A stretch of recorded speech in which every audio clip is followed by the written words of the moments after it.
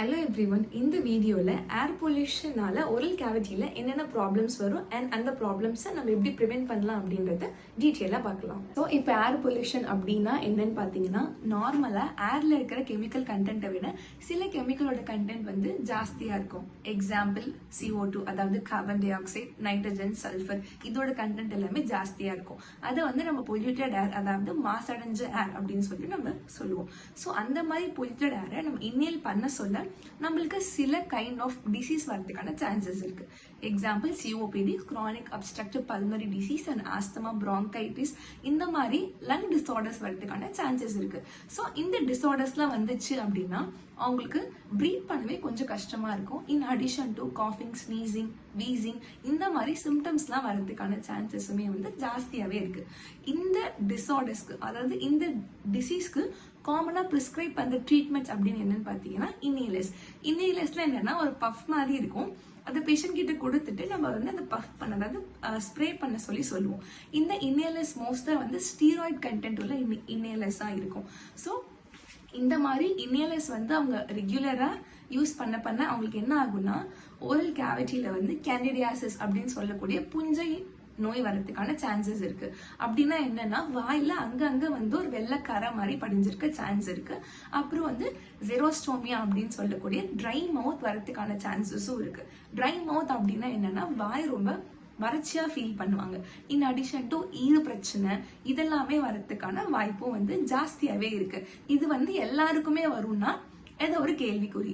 இப்போ சில பேருக்கு வந்து குரானிக்கா இம்யூன் சிஸ்டம் வீக்கா இருக்கும்ல.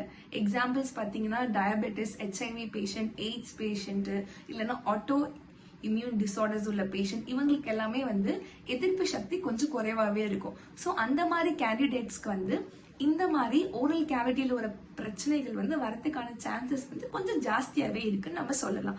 ஸோ இது எல்லாமே வராம தடுக்க நம்ம என்னென்னலாம் பண்ணலாம் அப்படின்னா, ஒரு வாட்டி நீங்க அந்த இன்னேலர் பஃப் யூஸ் பண்ணிட்டு அப்புறமேட்டு கம்ப்ளீட்டா உங்க ஓரல் கேவிட்டி வந்து தண்ணி விட்டோ இல்லைன்னா வந்து வாஷ் பண்ணிக்கிறது, ரின்ஸ் பண்ணிக்கிறது இட்ஸ் வெரி அட்வைசபிள்.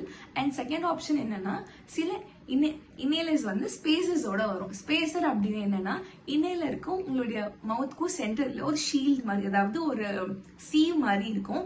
அது வந்து ஓவர்லோட் ஆஃப் மெடிகேஷன் உங்க ஓரல் கேவிட்டியில போறது வந்து ஸ்டாப் பண்றதுக்கான சான்சஸ் இருக்கு. இன்னொன்னு ட்வைஸ் பிரஷ் பண்ணி ரெகுலரா ஓரல் ஹைஜீனை மெயின்டைன் பண்ணீங்கன்னா கூட இந்த மாதிரி ஓரல் கேவிட்டியில் உள்ள ப்ராப்ளம்ஸ் வரது வந்து நம்ம அவாய்ட் பண்ணிக்கலாம். அண்ட் இந்த லாஸ்ட் ஸ்டெப் வந்து பார்த்தீங்கன்னா ரெகுலரா இந்த மாதிரி உங்களுக்கு க்ரானிக் லங் டிசார்டர்ஸ் இருந்துச்சு அப்படின்னா ஒரு 6 months ஒன்ஸ் இல்லைன்னா 1 year ஒன்ஸ் வந்து உங்க டென்டிஸ்ட்டை விசிட் பண்ணி ஓரல் கேவிட்டி செக்அப் பண்றதும் வந்து இட் அட்வைசபிள். ஸோ நீங்க ஒரு டிசீஸ் வந்துட்டு நீங்க ப்ரிவென்ட் பண்றதை விட அது வராம எப்படி தடுக்கலான்றது நீங்க திங்க் பண்றது it's very highly advisable.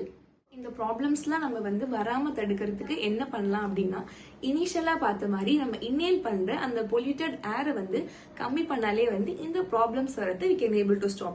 So அந்த பொல்யூட்டட் ஏருக்கான சோர்சஸ் அப்படின்னா என்னன்னு பார்த்தீங்கன்னா, வெஹிக்கல்ல இருந்து வர ஸ்மோக்கா இருக்கலாம், இண்டஸ்ட்ரியல் ஸ்மோக்கா இருக்கலாம், இல்லைன்னா ஹவுஸ் ஹோல்ட் ஆக்டிவிட்டீஸ்னால வர ஸ்மோக்கா இருக்கலாம், இல்லைன்னா வந்து நேச்சுரல் டிஸ்கிளைமேட்ஸ், அதாவது ஃபாரஸ்ட் ஃபயர், அந்த மாதிரி ஆக்டிவிட்டீஸ்னாலேயும் வந்து ஏர் வந்து பொல்யூட் ஆகும். ஸோ நம்ம என்வரான்மெண்ட்டை நம்ம பார்த்துக்கிட்டா நம்மள இது நல்லாவே பார்த்துக்கும். தேங்க்யூ.